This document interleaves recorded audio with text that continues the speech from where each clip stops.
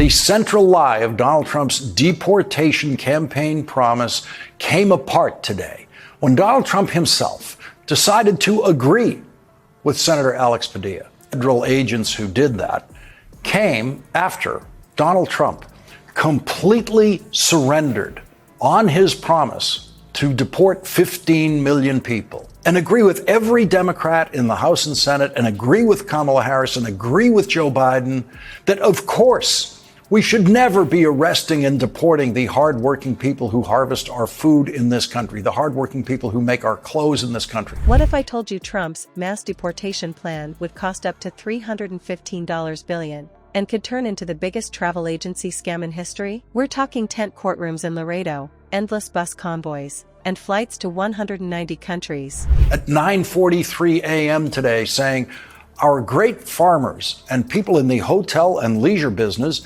have been stating that our very aggressive policy on immigration is taking very good, longtime workers away from them, the hardworking people who make the beds in the hotels where those ICE agents sleep when they're out there hunting the families of those people who make their beds. With those jobs being almost impossible to replace, we must protect our farmers, but get the criminals out of the USA. Changes are coming! Lawrence O'Donnell just tore this fantasy apart, and Melania's response? Let's just say she might need her own ticket. Before we move on, I'd like to ask you a small favor. If you appreciate this content, please take a second to like this video and subscribe to the channel. Over 98% of you watch the videos without subscribing. It costs you nothing, but it makes a huge difference to us. So, did you click the subscribe button? Great, thank you so much. Now, back to the video. Donald Trump promised to deport 15 million people. That would include everyone who is working in those fields, harvesting the food, making beds in hotels. Everyone. Donald Trump promised to deport every one of those people working on farms, every one of them. He promised to deport all of them.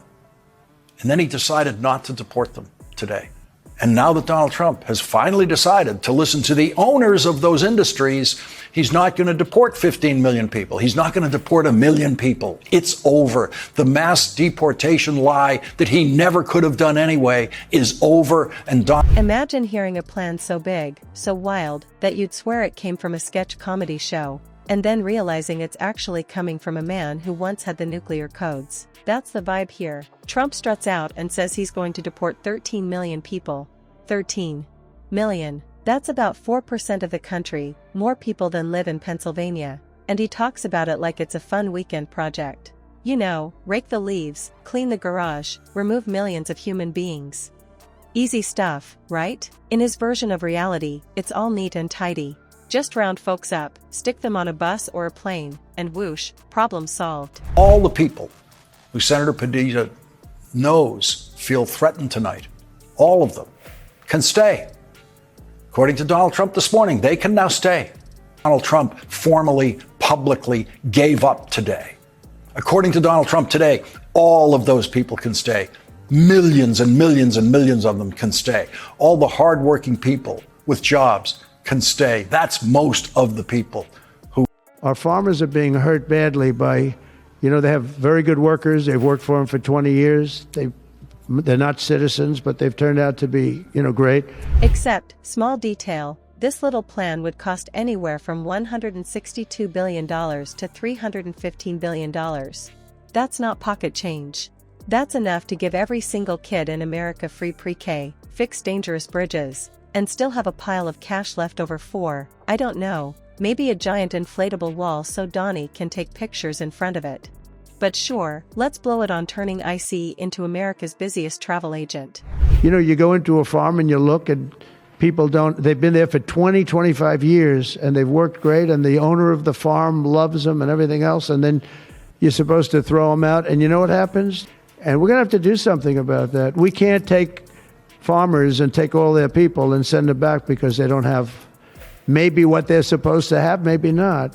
And you know what's going to happen and what is happening? They get rid of some of the people because they end up hiring the people, the criminals that have come in, the murderers from prisons and everything else. So we're going to have an order on that pretty soon, I think. We can't do that to our farmers, and leisure too, hotels. Visualize this for a second. Tent-style courtrooms popping up in dusty corners of Texas, like some strange boomtown carnival. Rows of metal folding chairs under a giant tarp, people sweating in the heat while lawyers juggle 5 clients at once.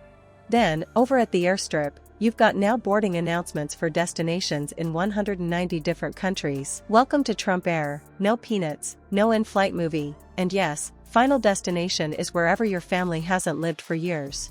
Lawrence O'Donnell didn't even treat this like serious policy. He framed it exactly how it looks, a giant performance act. Not law, not governance, branding. Trump is the tough guy ready to do what no one else will, except it's all theater. And when you think about the numbers, it's even more ridiculous.